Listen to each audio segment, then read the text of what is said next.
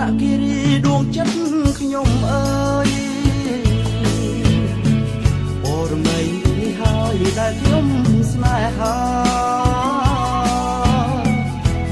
បានលងជាឡំលងលោមចិនដាគិរីពុបតាធ្វើជាសាស័យអនុស្សាវរីយ៍បងនឹងនួនឡងយើងសាច់ចាប់សងថាស្មោះលោកស្រី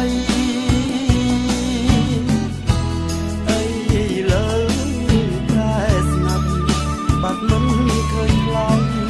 អូនកាគូថ្មីស្រីបងភ្លេច